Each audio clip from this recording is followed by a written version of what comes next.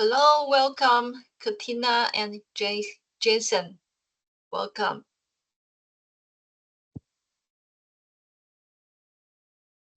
Hello. Yeah, we are going to wait for a few more minutes so that everybody can join and then we'll start. Do we want to give a heads up about the recording?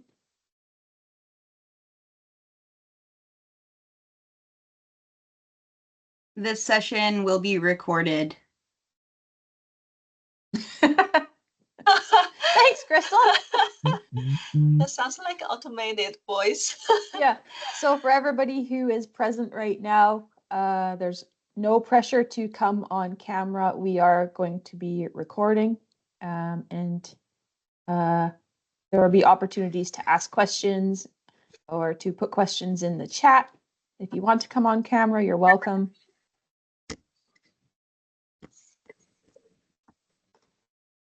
Hello, everybody. Welcome to the webinar. How many people do we have now? Thank you very much for joining us today at 1 p.m. Yeah, I guess we can get started. Yeah, this webinar will be recorded. We have a hand being raised. Yeah. I can. Eugene? Am I pronouncing your name correct? Yeah, you can just unmute yourself. Oh, I was just saying hi to everyone. Hi. Hi, we're happy to have you. Yeah, thank you, man. Okay, thanks again, everyone, for joining us today. My name is Carol, and I am one of the mentorship advisors with Building Builders program. And I'm very excited to be here with you. And joining me today are Mindy, another mentorship advisor from our team, and our all-star mentor, Scotty, is also here. He will share some of his insights later on. Mindy and Scotty, do you want to say hi and briefly introduce yourselves? Go for it, Scotty. Did you want to explain a little bit about your background now and who you are in the industry? Sure. Hi, everyone. Thanks for having me. Thank you, Carol and Mindy, for having me today. I'm a longtime contractor. Been in the business now for 30 years. I really believe in the mentorship program here. I'm happy to be here to answer any questions. I've got some good insight on what you can do as far as being a mentee, or if you later on down the road want to become a mentor, how to follow that pathway to that success. Go ahead, Mindy. Some of you will recognize me. I am one of the mentorship advisors in the program. I've worked for BCCA for several years across several programs, and I'm excited to be delivering the second half of this presentation. But also, I just wanted to throw some nods to the rest of the Building Builders staff who are present. We have our manager, Kelsey, assistant manager, Joy, and we have our team lead, Crystal, present, and my fellow mentorship advisor, Kyle, who is also a Red Seal welder, metal fabricator. Sorry, I forget which one. So they're all here too. And I think Stacy is also here, our coordinator. Oh, really? Okay. Hi, Stacy. Some of you have already met Stacy. Yeah, thanks everyone. Well, we have more people joining us today. So today we are going to talk about how to maximize your mentorship, specifically how to build a strong relationship and how to achieve the best results you want from the mentorship experience.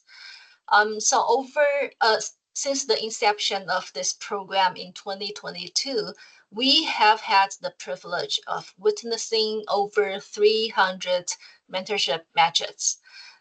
While the vast majority of the matches are positive and impactful, we do see very significantly different outcomes. Some mentors and mentees are so focused and so engaged. By the end of the mentorship, the mentees gained valuable experience, clarified their career goals, created a plan, and built strong professional network. But other mentees, they didn't think they are getting much from the mentorship. They stopped investing their time, they stopped being engaged, and then eventually the relationship will fizzle out. So we asked ourselves, what makes the difference? Why there are some mentorship relations so fruitful, but others struggle? And we identified some factors. Some factors may seem very obvious, but some may not. So that is why we come up with a webinar today. We want to talk about how to maximize your mentorship.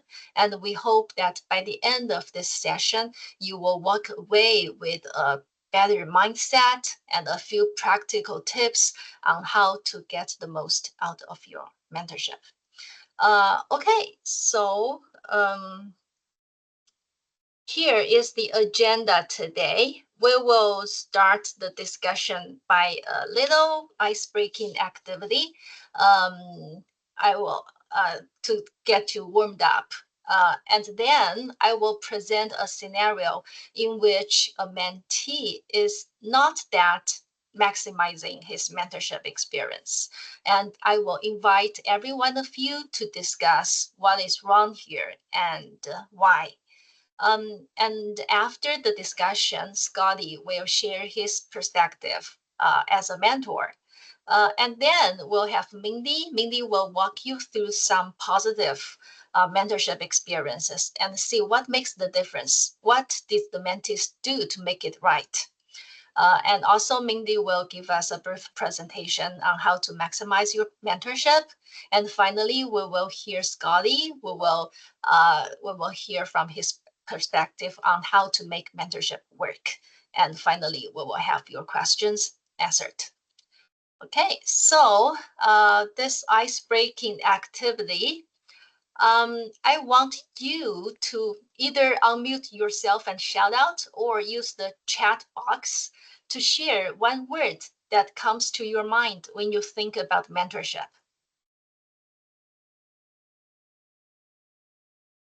Leader. Eugene, is your hand up?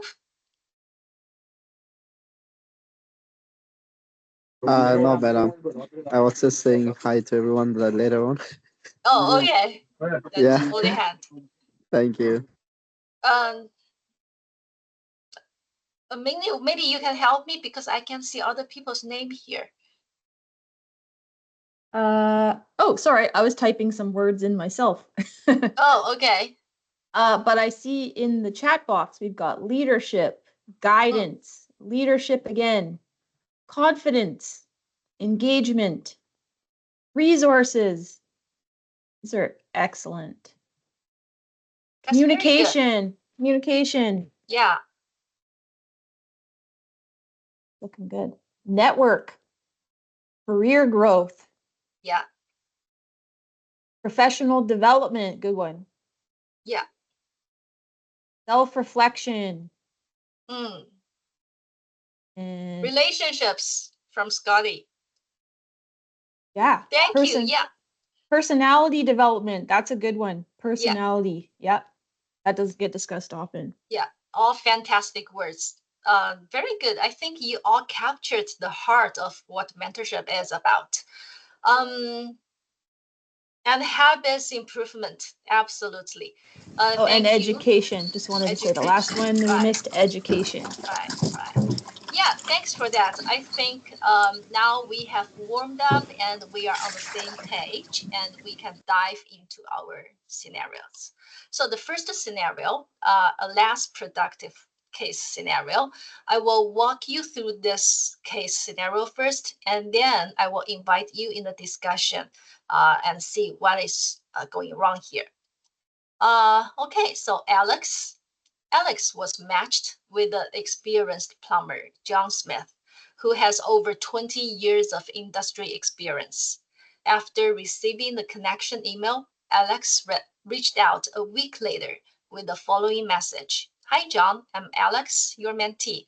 I'm hoping you can help me find a plumbing job. Looking forward to working with you. I'm available evenings after 9 p.m. When do you have time to meet? During their first meeting, John introduced himself, shared some of his experiences, and asked Alex how he could help. Alex responded, "I'm not sure, just general advice."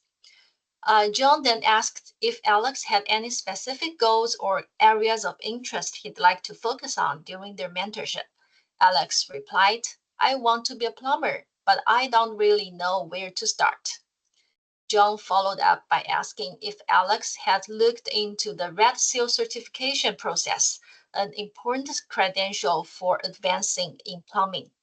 Alex admitted that he hadn't, saying, "I figured you'd better be able to tell me what to do." And the next part, follow up. After a few meetings, Alex stopped contacting John. He didn't send follow-up emails after their discussions to thank John or suggest next steps. He explained to us mentorship advisors that he wasn't seeing results from the mentorship and he didn't feel the need to continue since there hadn't been much progress. He didn't reschedule meetings or stay proactive in reaching out for further guidance, leaving the mentor and the relationship at a standstill. Okay, so this is the scenario of Alex.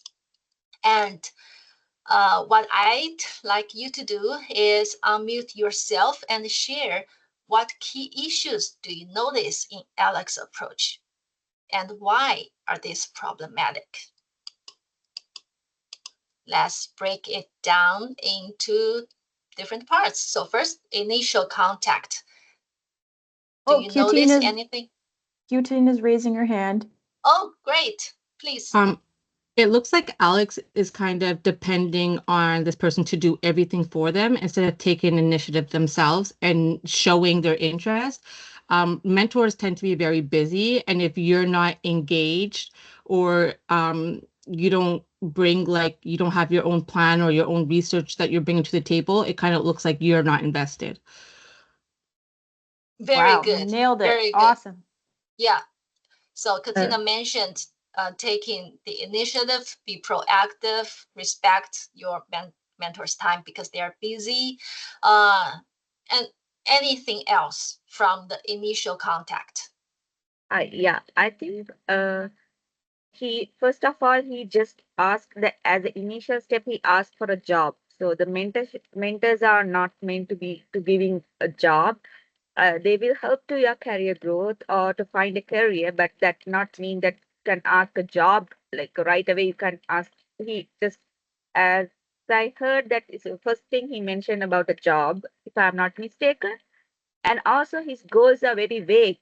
He don't know what he want, or like even as a plumber, like there, I think I'm from health and safety, but even a plumbing, there might be many branches or many categories under that. He should be more specific what he want, or how, where he is now, and what his goal, or like he should be as previous person mentioned, the proper plan or the goal. His goal is vague, and it's not specific enough to help to some help from to get the help from the mentor.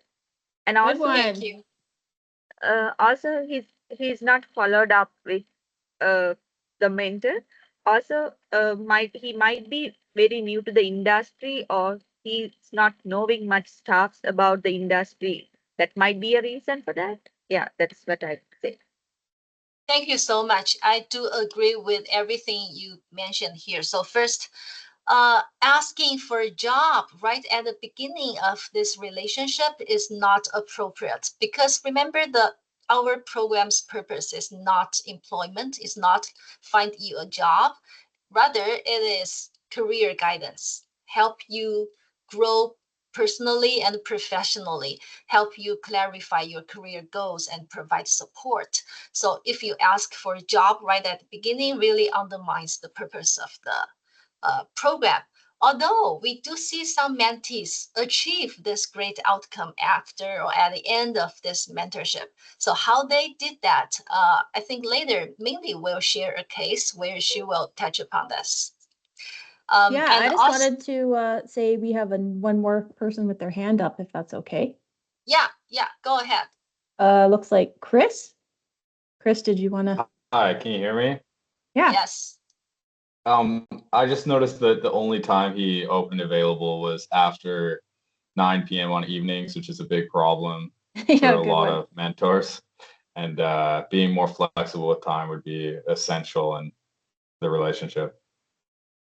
Right. I would say even you say I'm available Fridays at 6 p.m., it's still not that good because you should respect your mentor's time. We know that you are busy and so are your mentors. So always try your best to accommodate to your mentor's time. Um, yeah, be considerate of your mentor's time. Very good. Thanks, Chris. Any more? Any more hands? I don't think so. Okay. And Oh, we looks do like somebody's typing in the chat. But great. yeah, I think we're good to move forward. Great. I want to bring your attention to this. I figured when the mentor asked Alex if you know anything about the Red Seal certification process, Alex answered, I figured you'd be able to tell me what to do. What is wrong here? Of course, the mentor is able to tell him what to do about this credential process, but this is not the best way to use this precious meeting time because this is something you can easily Google online. While your mentor is not Google, your mentor is someone, some Red Seal plumber with 20 years experience in the industry. So if you can use this meeting time to ask more specific questions, ask deeper questions to relate to the mentor's unique experience, that will be much better. Like, what do you say? What is the most challenging part to become the Red Seals plumber? Or what makes you stand out in the industry? Questions like that will be much better. So anything from the chat box? Crystal made a good point. The mentee isn't taking initiative in their own career growth and development. So along the lines of they're expecting to be told everything by the mentor when some of it is in their power to learn on their own. Yeah, like this one. The first meeting when mentor asked John to share what he has, and John said, and Alex said, I'm not sure, just general advice. So that shows that Alex is not prepared well for the meeting. So preparing for the meeting is the number one feedback we get from our mentors when asked what they can suggest the mentees to do better. Be prepared, do some reflection on your career goals, on the challenges you are facing, on where you want to grow, and on how you want your mentor to help you. You know, your mentor is there to lending you a hand, but you need to let them know how you want to be helped. Only in this way, the mentor can provide specific and actionable guidance for you. Very good, thank you. And how about this part, following up? Oh, we have all kinds of juicy conversation happening in the chat now. We're going to Great. have to go through this after and maybe even create a resource about tips that are coming from our existing mentees. Okay. Um, Can we go through them now?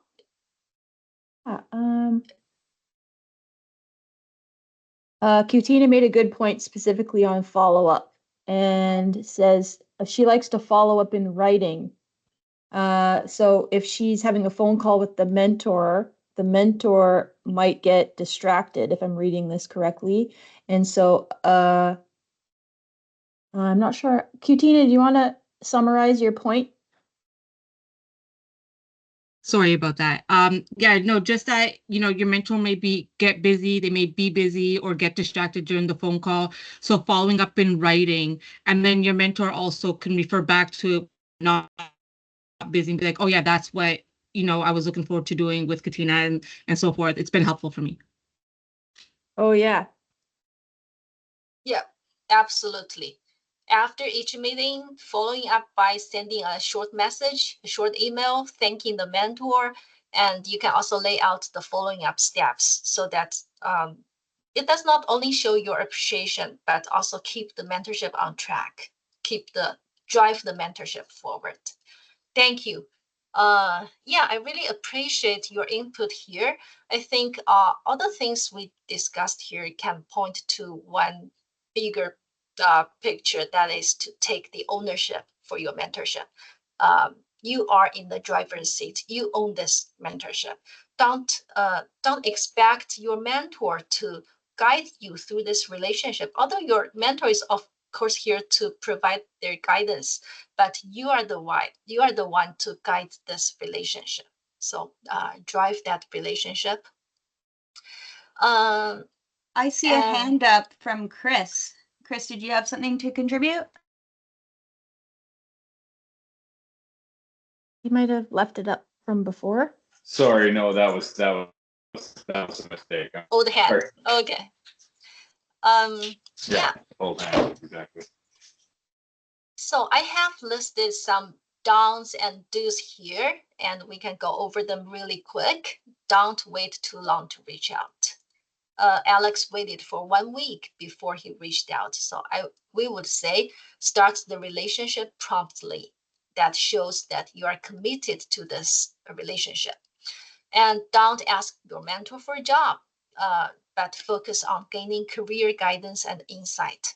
Don't propose inconvenient meeting times, but respect your mentor's schedule and availability. Don't skip self-reflection.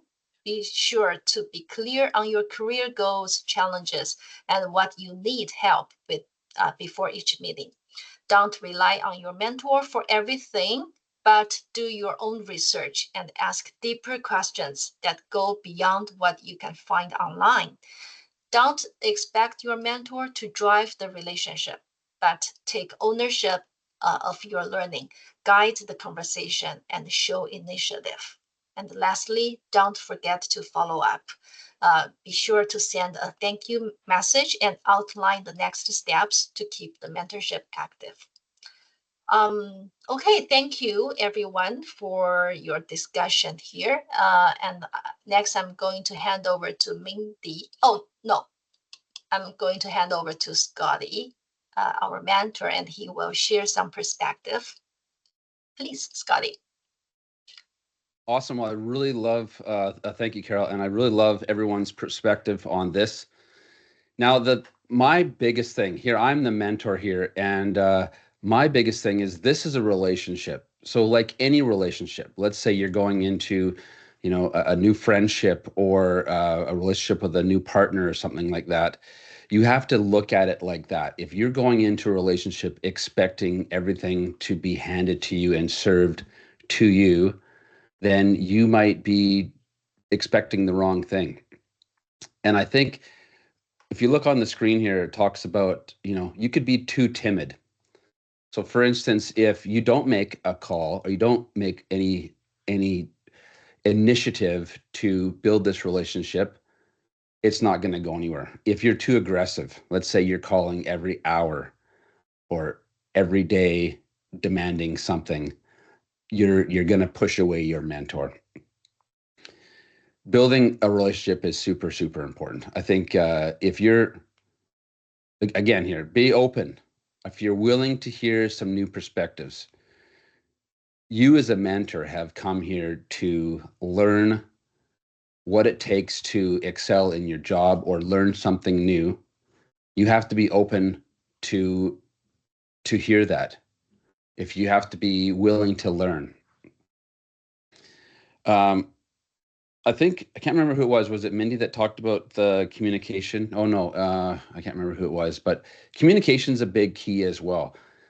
Someone said, oh yeah, I think it was Katina that said follow up in writing. This could be really good, but you have to understand, what is your mentor's form of communication? Do they like text messages? Do they like email, or do they like phone calls?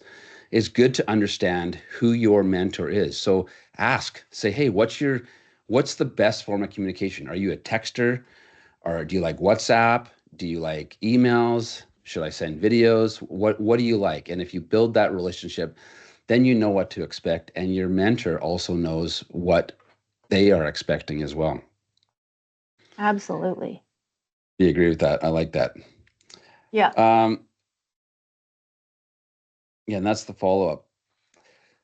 One of the really cool things I'd love to express too is get to know your mentor when you're not with them. What does this mean? Go to their social feeds, go to their YouTube or their Instagram, and look at what they do. Look at who they are and what they put out there as far as content. Go to their Google reviews, see if they've got, 5 stars, 1 stars. Learn a little bit about them. Read what people say about them. Go to their website and read about what they believe in and look at their values. If they share the same values as you share, this could be a really good fit.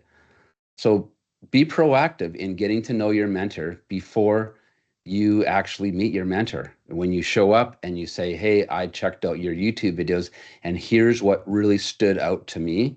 This is why I like you. It builds that trust right away that you as the mentee are invested in this relationship. And I think there's a couple other things, but I think we can touch more on that at the end. So back to you, Carol. Thank you very much. Thank you, Scotty. I like your points. Yeah, do get to know your mentor. That is really important. That gives you a good starting point for your meetings.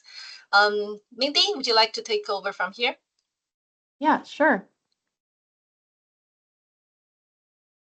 You want to, yeah, next slide. So I'm going to be talking a little bit about leveling up your experience in a mentorship. So how can you take a mentorship from average to exceptional? And I thought the best way to do that is to just create a couple case studies, and these case studies actually combine real life outcomes that some of our mentees in the program have been experiencing. So our first case study is based on a non-trades mentee. This is actually loosely based on a couple of my mentees combined, some of their challenges and specific jobs and solutions that they came up with their mentor. So Deepak is a project coordinator. He's 32 years old. He has a diploma in project management. He worked as a laborer in his early 20s, so he has a bit of exposure to construction. He's savvy to the industry. He has an aptitude for office administration, and his end goal was originally to become construction project manager. So this current job is entry-level coordinator position that he got after graduating with his diploma, and it's for a small specialty construction company. And when he came to building builders, his immediate challenges that he expressed to us was that he recently realized that his end goal is not what he thought it was. So this project manager goal that he had is over 10 years away, which he wasn't expecting. It's extremely demanding, and he just doesn't think it suits his natural abilities and personality traits. So with that, he's feeling a little bit lost in the industry, like he doesn't know where he fits in because he's not familiar with other positions that are available out there that he could move into. And he is feeling a little stagnant in his current position. So he also expressed some challenges where his current employer gave him some feedback and explained what it would take for him to be able to progress in the company. And he's just feeling like that promotion is nowhere in sight based on his current experience as a coordinator. So these are all very well-defined challenges. And so that made it very easy for us to match him up with a mentor. So if you can appreciate just how specific those challenges are, that's what we like to see from our mentees. And don't be shy. You can always ask your mentorship advisor for some tips or some of our resources that we have available to help you get more clear. So these are some examples of the mentorship objectives and solutions that came out of the mentorship that I thought were pretty brilliant.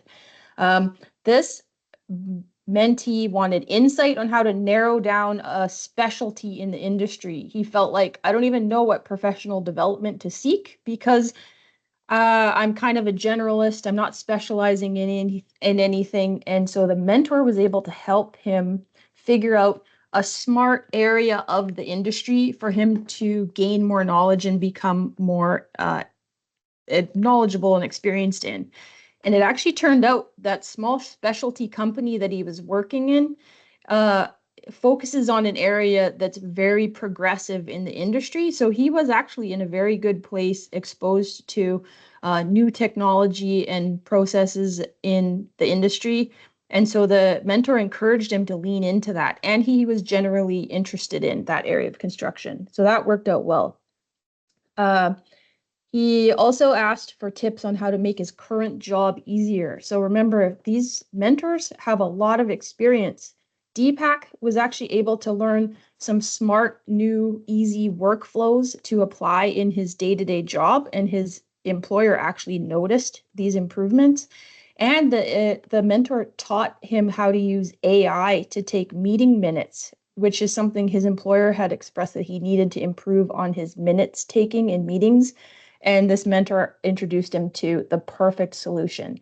And I just thought that was really exciting that we actually got to find out that the employer noticed these improvements and commended him for it, all because of his mentorship experience.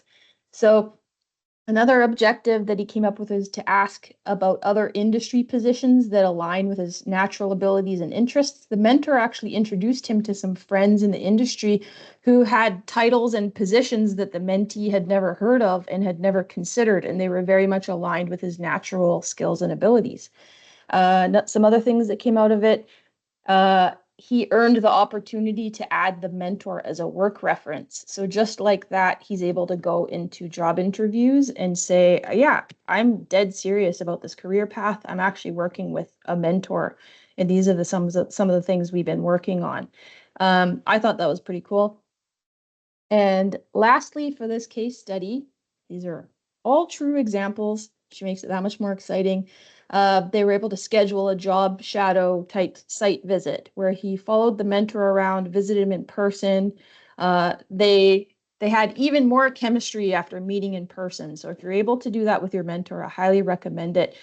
And the mentee reported back to me that just witnessing his mentor interacting with people, navigating his work tasks, the mentee was able to see at what high level the mentor was operating and be able to kind of think of, okay, what do I need to do to be able to conduct myself the way he did on the job, because it was so impressive.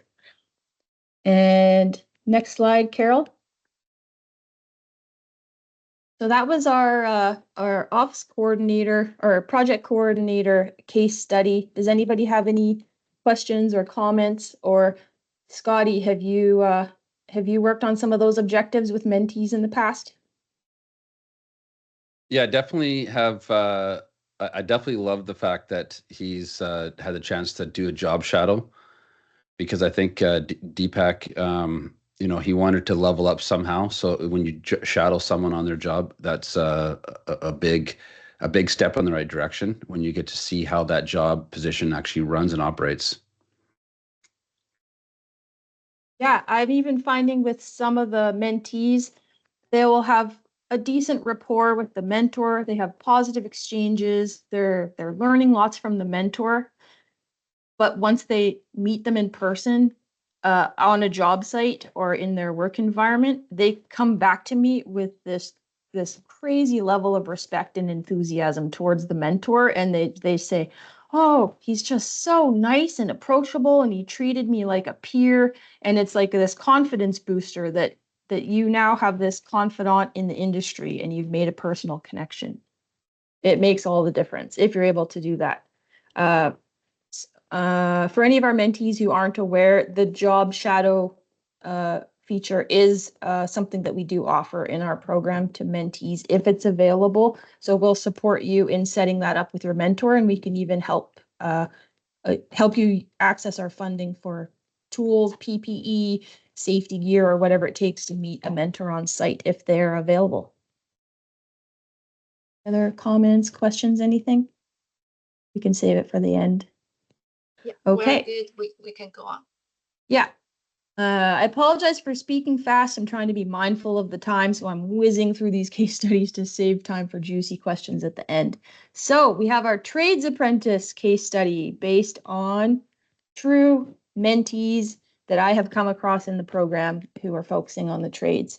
So this is Jenny, the aspiring plumber. She's 26. She's a newcomer. She has a degree in mechanical engineering from out of country.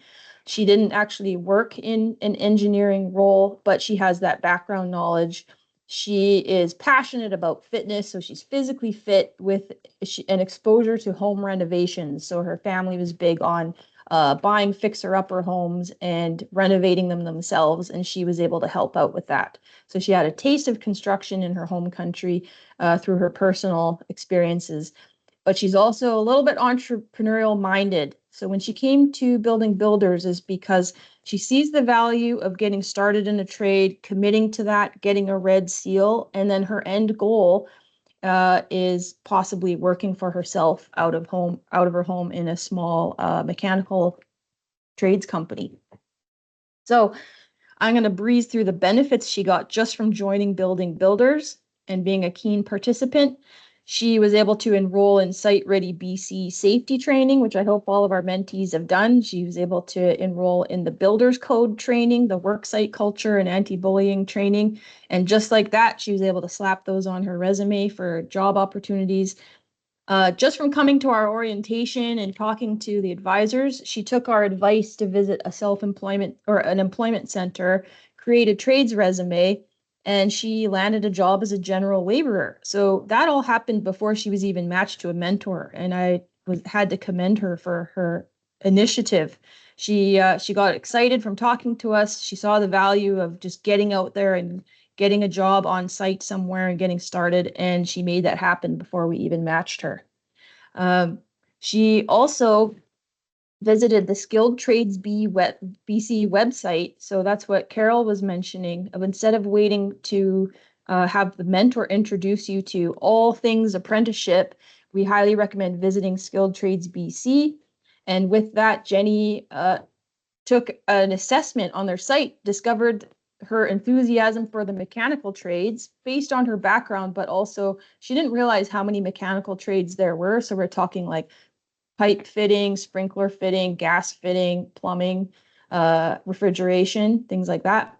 And she ended up choosing specifically plumbing. So with that, we were able to match her up with a plumbing mentor because she was very specific in what she was going after. But she also realized that after getting more insight from the mentor, if she changed her mind to a different trade, that was perfectly acceptable too. Once she was with the mentor, she applied for funding through our program and she got PPE, tools, boots for that new job that she had landed, but also because she was starting to talk about in-person visits with her mentor on plumbing jobs, both on construction sites and in service work, so she could get an idea of what plumbers do once they have more experience. So the mentorship objectives and solutions tied to these mentees that were similar to Jenny is a lot of them ask the mentor to teach them basic trades skills, terminology, tools, materials. So a lot of our trades mentors absolutely love teaching the specifics about the trade. So if you are wanting to be an electrical apprentice, you have an electrical mentor, don't be shy about asking them if you could dedicate a session to actually learning about some of the concepts, theory, installations, tools, materials, things that you would see as a level 1 electrician on site. They absolutely love getting super specific with trades talk. Narrowing down skills and knowledge to improve on now before getting a job in an apprenticeship. This is something the mentor can help you do. In Jenny's case, she got a general labor job. She wanted to become a plumber, but she didn't want to leave this general labor job because she liked the employer. The projects were right in her neighborhood. She was able to walk to the construction site she was working on. So she used her opportunity with the mentor to prepare for her next chapter, which would be applying for apprenticeship jobs specifically in plumbing. So that's why the mentor helped her narrow down everything that she could do in her power on her personal time to become more knowledgeable about the plumbing trade. So you can do that by volunteering, studying, attending events, things like that. The mentor also encouraged her to read more about plumbing codes, and then they were able to discuss plumbing codes in their meetings. I thought that was pretty awesome that the mentor kind of took some of their sessions to a high level where they were discussing things like that. Jenny was also able to learn specifically about the plumber's role on construction sites, what they do for big, large construction projects, renovation projects, and service work. So that would be like the plumbers that go from home to home, helping to fix dishwashers, helping to upgrade plumbing systems from outdated systems to newer plumbing systems, things like that. And she was able to have a 2-day job shadow. So the 2-day job shadow exposed her to plumbing installations, trades work, but also business operations, because her end-to-end goal that was driving her commitment to completing a red seal in a trade was related to her dream to have her own business. So the mentor is a business owner and she was able to get an idea of how he spends his time in the day-to-day, what priorities he has for his business, how he gets customers, how they stand out in the industry, and how he lands larger projects. And finally, she earned the benefit of adding the mentor as a work reference. So I just want to let the mentees present know that not all mentors are going to be comfortable becoming a work reference. Maybe they will become a character reference and can speak to your character and dedication in the trades, but also they might think that it's inappropriate and they don't really want to go there, which is perfectly acceptable. And so does anybody have any comments or questions about what it's like maximizing your trades apprenticeship and getting the most out of it like Jenny did? I'm going to call out my partner, Kyle, who is a Red Seal. Please speak up, Kyle, and tell me if you're a Red Seal welder or metal fabricator. I always forget which one. Thanks, Mindy. I'm a fabricator by trade. Yeah. Nice. And can you tell me something specifically related to your trade that you learned from a journey level worker? I guess more it's one of the big things is sort of just learning where what type of job site you really want to work in, and because it makes a big difference. I myself ended up in a high industry trade site, heavy industry.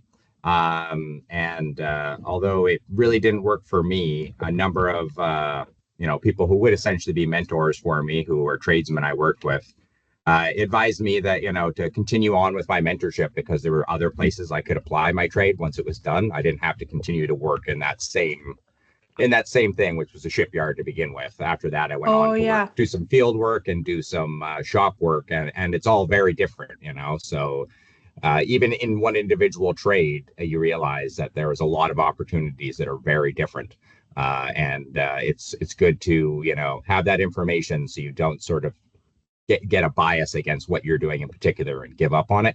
There's lots of opportunities out there. I mean, for instance, since that point, I've gone on to work in the office quite clearly, which is a place I never expected to end up when I first started my apprenticeship in the shipyards in my early 20s. Yeah. Oh, yeah. Yeah. And so did they encourage you to complete that red seal? Like you realize that there's all kinds of job opportunities and money to be had with your skills. Exactly. But you were supported in sticking to that plan, getting your red seal, which is now high value That's ticket exactly, to put on your resume. It's led to all sorts of job opportunities, both in the trades and outside of the trades, that I didn't foresee as a young man, I'm really glad they opened my eyes to that, because who knows where I would have gone if I hadn't completed my red seal, So it's something I'm very thankful for them to give me that experience, and perspective. Totally. Thanks for that. welcome. Scotty, have you ever been in a situation with your mentees where you're talking the granular specifics of your job, like explaining tasks or software you use or systems that you use at work and things like that? I think it happens quite often where most people don't realize how versatile this, like how many different facets there are in the industry. You enter into the industry as a laborer, and then maybe eventually you become a project manager, and then there's also these responsibilities that come along with it. So there's lots of times where you come into the trade and you're really good at swinging the hammer, or you're good at welding, but you don't know how to type. But eventually your job's going to move you into a position where you're going to have to do something that you're not familiar with. So continuing that learning curve is super important in this industry. I'm not sure if that answers your question, but Well, yeah, actually, as a mentor, you have the opportunity to help the mentees kind of work through those growing pains of a new role that they might be taking. Actually, that's a really good point. I have mentee participants that are assigned to me who the reason they came to Building Builders is they are in a brand new role. So they're in a role they're happy with, they're proud to have been promoted into it, but they feel a little bit like a lost puppy. Everything is foreign to them, and they then get to be connected to a mentor who's been there years ago and can help kind of talk them through the tasks at hand and just how to make their job easier. absolutely, yeah, there definitely is like a learning curve. And if we talk about this case study here, narrowing down the skills and knowledge, the number two there, I think that was really good, is knowing what to do. Having a mentor, knowing what to do next is important, not just going, okay, there's 20 things I need to learn, but in reality, right at this point, there's only 3 that you need to focus on, or whatever it is. And having a mentor just kind of calm your nerves down and give you some direction could be really, really handy. Yeah, absolutely. Yeah, good point. Okay, Carol, next slide. So I'll just breeze through some tips on how to level up your activity with your mentor. Some of these things we've already talked about. So getting help identifying your existing high value job skills. I just wanted to let the mentees know here that a lot of the times when you're applying for jobs or a promotion, what you think the employer values about you and your work history is often different than what the employer really does value. And so having a mentor can help you figure out that employer's pain points and kind of figure out how can you be the solution to that employer's pain points. How can you help the employer see you being just picked up and plotted right into that role and thriving. So what else can you talk about with the mentor? Filling knowledge gaps about BC construction.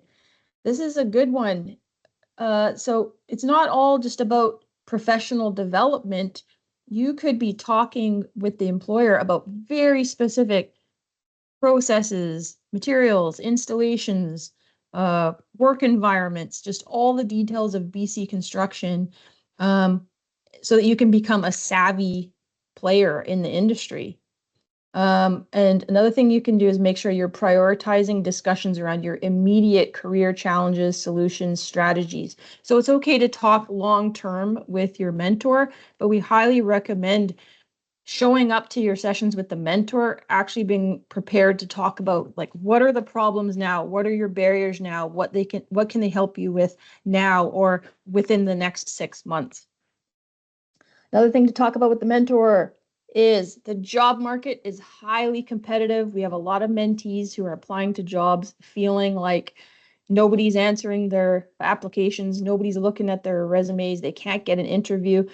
Talk to the mentor about how to stand out. So instead of asking your mentor for a job or connections to jobs in the industry, since we're not an employment program, we figure the best thing you can do is ask the mentor how to stand out in the industry so that you will be noticed in these job applications.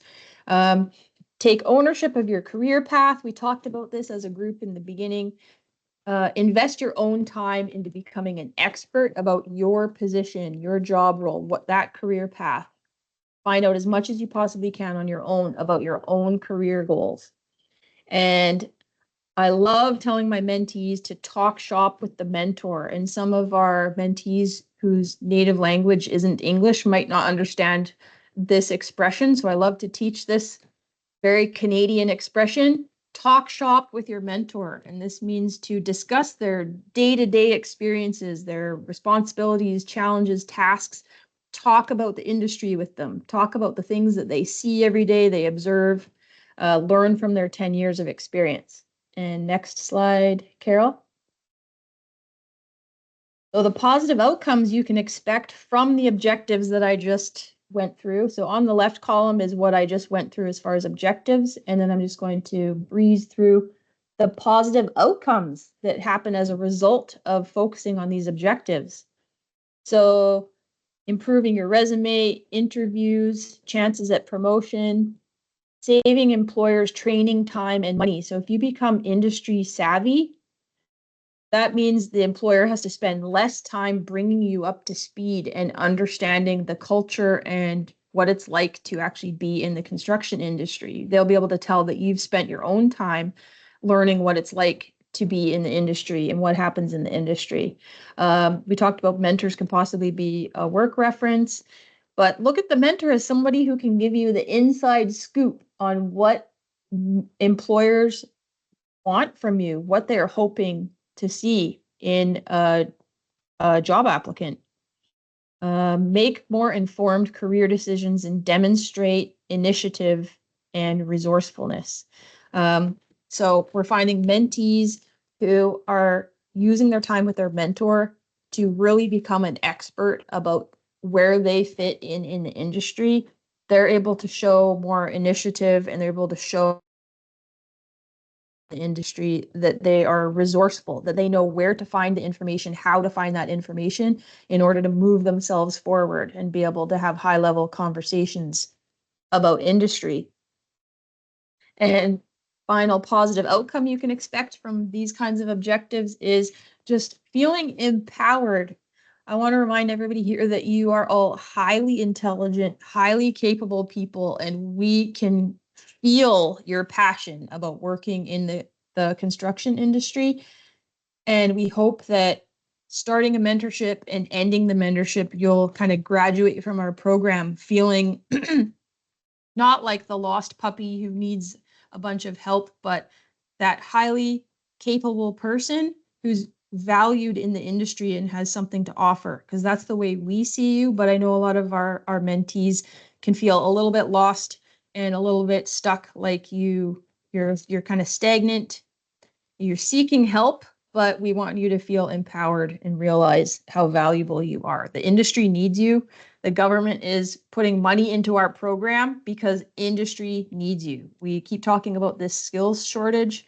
We are hoping that you will find your place in the industry and thrive and be able to kind of pay it forward and maybe become a mentor to mentees moving forward. And next slide, I think, is our mentors, back to mentors' perspective. Any summarizing points, Scotty? I mean, I could probably speak for 20 minutes, but Yeah. first of all, I'd love to hear if you guys can put in the chat why you guys reached out to Building Builders. I'd like to know a little bit more about you. While I'm talking here, I'd like to read a little bit. If you got any questions too, add that in. I've been taking notes like crazy here, so definitely I'd like to talk a little bit on the references. So building a relationship with a mentor and why it's important to have a reference. References are really key in this industry. Everyone knows each other, and if you've got someone on your side that's standing up for you, saying, "I know so and so is a good person," and they're willing and able to learn, it can go a long ways. It can improve your career. For instance, if you want to become a builder, I'm a registered builder with the BC Housing Association. I needed to have some references, and they phone my references, and they want to know who I am as a person.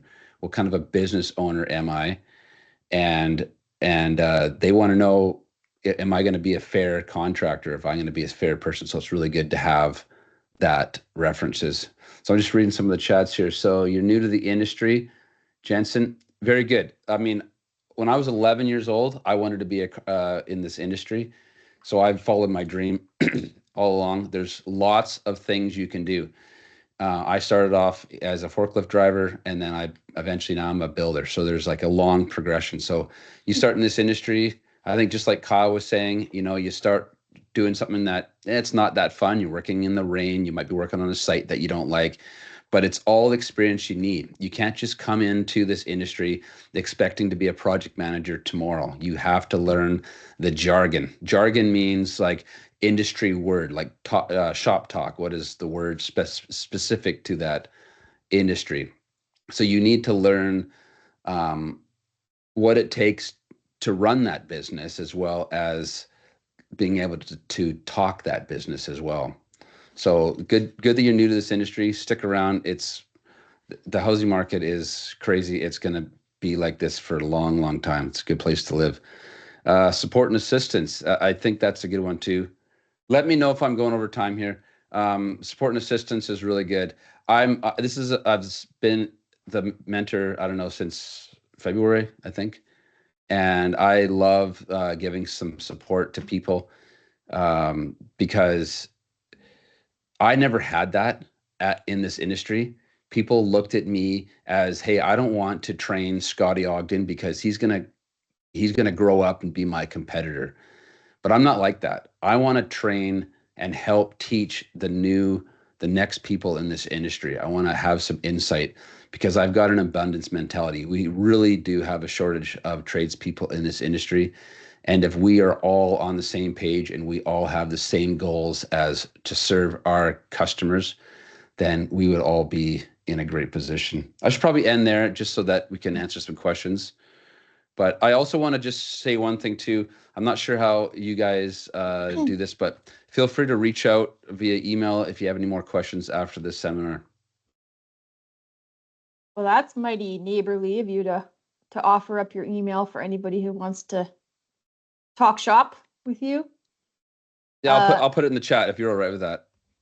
Yeah, you made a good point when we were when Carol and I were talking to you the other day, how you said that actually the employees who have worked for you, some of the best employees that worked for you, actually kind of sought you out. So they took initiative. You weren't even hiring at the time. They got curious about your company and you, and then they came at you looking for an opportunity. Yeah, I mean, this is your career. This is your life, right? Take control of it. Don't let someone else guide what you want to do in your life. You're here now learning to be, learning your industry. Figure out who you want to work for. Look them up, figure out if they share the same values, and if they are someone that you want to work for, like pursue it. Not aggressively, not creepy, but just pursue it. Like say that, hey, I want to work for that company. This is what I want to do, and set a goal and maybe put a timeline on that goal. Say, I want to get there in 2, 3, 4 years, whatever it is, and work towards it step by step. Yeah, that's a good one. Reverse engineer that longer term goal through a mentorship. Does anybody want to unmute yourself and ask Scotty any questions, anything specific about what's appropriate to talk to a mentor about, or asking him even some kind of specific advice? He's very experienced in being put on the spot and he welcomes it. So if anybody, Scotty, do you also want to share your fabulous YouTube channel, and you also have a blog on mentorship? Yeah, feel free to share them here. Yeah, so if you just go to Ogden Contracting, I'll type it in here. We do have a YouTube channel that I focus on education, and I am actually starting a mentorship program for builders. But it's going to be, in the future. It's not available now, but it will be a paid program. But if you look up the YouTube channel, I do release a lot of free content, and we do have a good website that links it all together. So I'll put that in the chat too.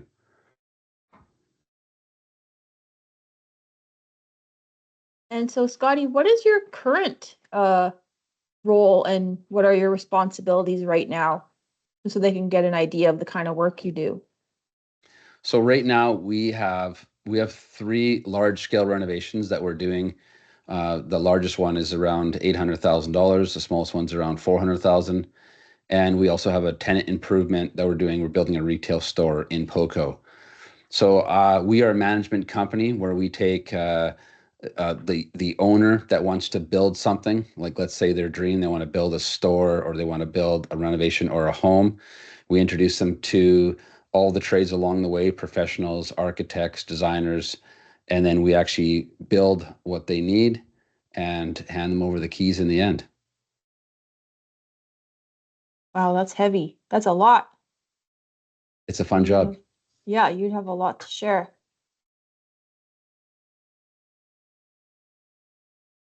Yeah, I'm cautious of the time. So is there any final questions to Scotty or to any one of us? But I prefer you to ask questions to Scotty because you can always reach us anytime you want. That's a good point. Yeah. And I'm good to stick around for another 10 minutes if you guys are too. So you let me know. Ask Okay, away. well, we can I think we can end there and stop recording. And then if anybody wants to speak up and ask Scotty anything, that's kind of you to